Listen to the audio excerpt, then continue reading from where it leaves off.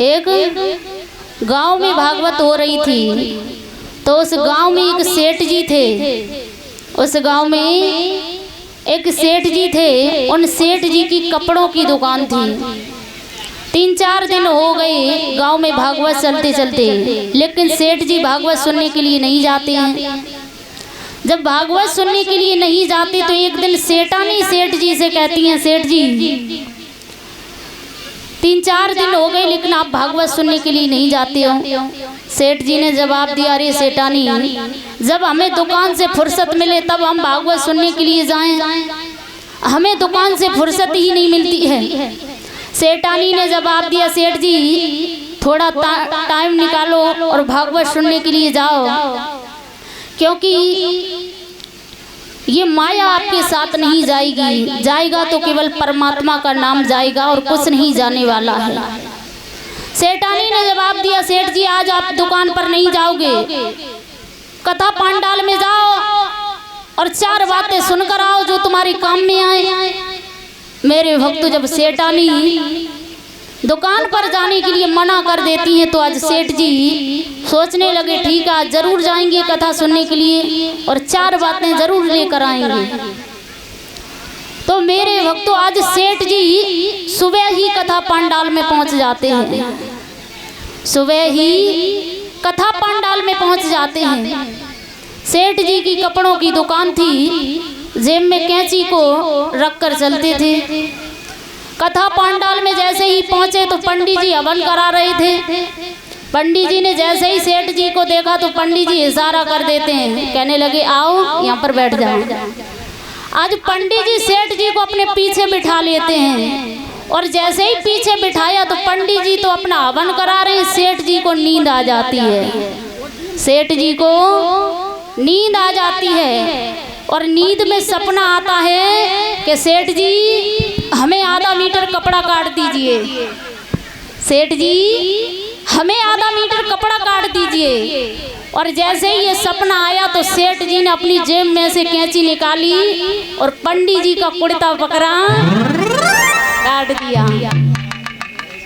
मेरे जैसे ही कुर्ता काटा तो पंडित जी कहने लगे, सेठ जी ये तुमने क्या कर दिया? अरे हमारा कुर्ता काट दिया।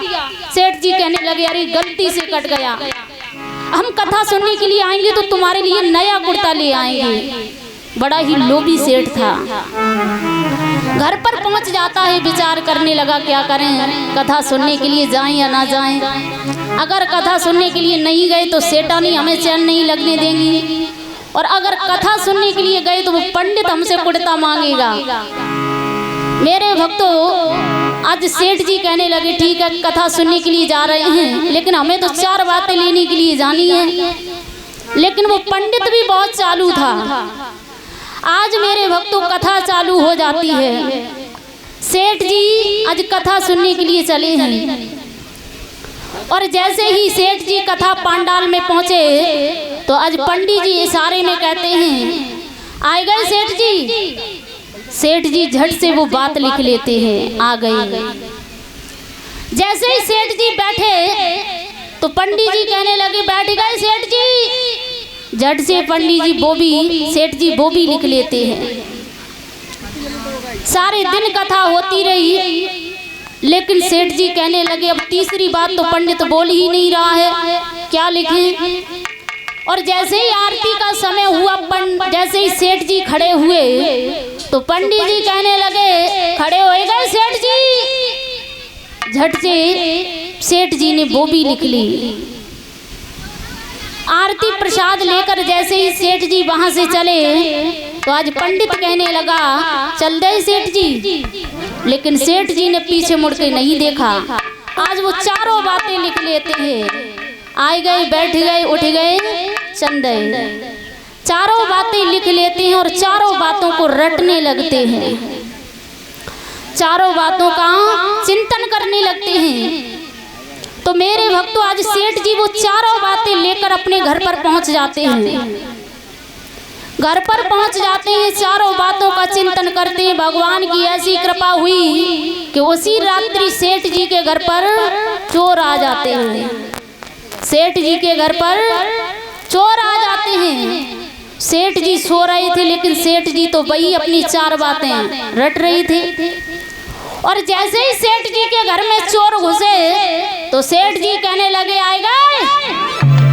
चोर कहने लगे भैया मामला गड़बड़ लग रहा है। और जैसे ही चोर बैठने के लिए चले, सेठ जी कहने लगे बैठ गए। चोर कहने लगे भैया अब क्या करें? कहने लगे ऐसा करो भाग लो टाइम भलाई है। और जैसे ही चोर खड़े हुए, सेठ जी कहने लगे खड़े हो गए। चोर कहने लगे चलो। जैसे ही चोर वहां से चले तो सेठ जी कहने लगे चंदा। मेरे भक्तों, उसी समय सेठ जी की आंख खुल जाती है। सेठ जी ने जैसे ही चोरों को देखा तो सेठ जी कहने लगे बारी प्रभु आपकी लीला अपरंपार है। जैसे ही सुबह हुआ, सेठ जी अपनी सेठानी से कहते हैं सेठानी धन्य हो सेठानी, अगर तुम मुझे भगवान की कथा सुनने के लिए नहीं भेजती तो आज हमारे घर में चोरी होने से कोई नहीं बचा पाता। अगर हम भगवान की कथा सुनने के लिए नहीं जाते तो आज हमारे घर में चोरी होने से कोई नहीं रोक पाता। सेठानी कहने लगी सेठ जी मैंने तो आपसे पहले ही कहा था कि भगवान के दरबार में जाओ और चार बातें लेकर आओ जो तुम्हारे जीवन में वो काम में आएंगी। बोली गोविंद भगवान की, बोली सतगुरुदेव भगवान की।